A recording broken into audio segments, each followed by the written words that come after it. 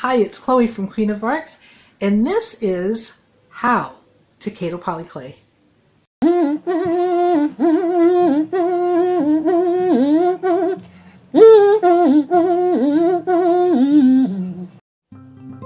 So this is for all of you that are having such a problem with using Kato Polyclay. I don't have any issues with it because now I know what it is. So I'm going to share with you 10 tips about working with Kato Polyclay.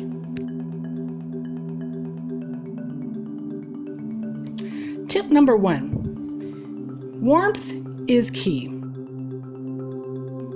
Warm it up by using, I use a rice cooker or something like a heating pad or something, but you got to be really careful because you want to make sure that you warm it up to no higher than 120 degrees. And then take it and start kneading it with your hands, rolling it out in your hands, roll it through the pasta machine, and if you're a sculptor, just use your hands. Just knead it until it's nice and smooth and shiny, and there's a little bit of a sheen on it. That's how you're going to know whether it's conditioned or not.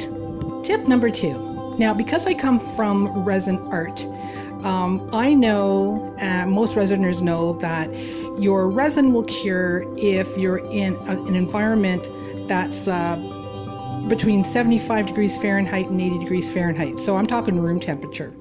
So here's a tip from us resiners. Work in a room no cooler than 75 degrees Fahrenheit. So if it's hot and if you're using your air conditioner or your fan, turn it off.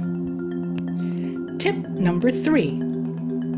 Again, warmth is key. So if you're going to be using any tools, make sure your tools are at least room temperature, and your room temperature is 75 degrees, between 75 and 80 degrees Fahrenheit. But make sure your tools are warm and not wet. Tip number 4. When you're using your pasta machine, again, make sure that your pasta machine is at least room temperature. I don't suggest that you warm it up because it is metal, and metal will probably conduct heat a little bit too warm for your pasta, for your clay, and then you'll get a sticking situation. But just make sure that you're not using a pasta machine that's a little on the chilly side. Tip number 5. If you are warming up your Kato Polyclay, make sure you don't shock your clay with alcohol or any cold wet wipes, because that might cause cracks, and that's something that you want to avoid. Tip number 6.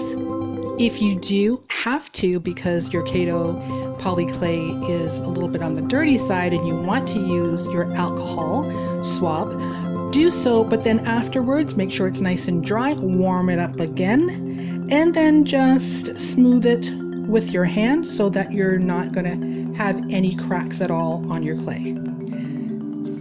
Tip number 7. Kato can be baked as high as 350. This information is coming from Van Aken Industries themselves, but they do suggest that 325 is the optimal temperature in which to cook your clay. Tip number 8. White Kato and translucent Kato will change color. White Kato will turn a little bit of a bone color, and translucent will turn a little bit ambery. So be realistic. Understand that your white and translucent is going to change color. It's not going to be white. And then make sure that whatever project you're working on, you use it accordingly, or take advantage of the colors that they change and maybe use it as an effect. Tip number 9. If you're a polyform product user, that is Sculpey Soufflé, Sculpey 3, and Primo, understand that Kato's not the same, so you can't use it the same way as you used your Sculpey. You're not going to take Kato Polyclay out of the package and begin to work with it immediately. And that's because Kato has a higher cure and softening point, whereas the Primo and Sculpey products, Soufflé, they have a lower softening and a lower temperature curing time as well. So again, be realistic. Do not treat your Kato clay like you would your polyform products. They're not the same. And last but not least, tip number 10. Kato Polyclay is a thermoplastic. It behaves like butter, okay? You warm it up, and as soon as you start introducing anything, cold air, cold tools, anything cold, it's going to start, not immediately, but it will start to harden, okay? And I don't mean cure, it just means it's going to get a little stiff, okay? Just like butter. You are going to make a cake, so you take your butter out overnight so you can soften butter, correct? And then it's easier to work with. It's the same thing with Kato Polyclay, okay? So what you're going to need to do with this clay is you need to plan your work.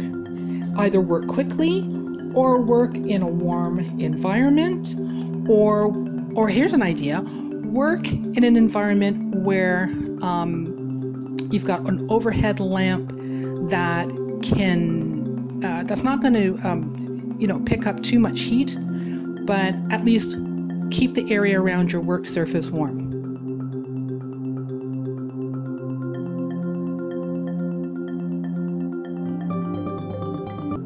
So I hope this helps and makes your projects more successful.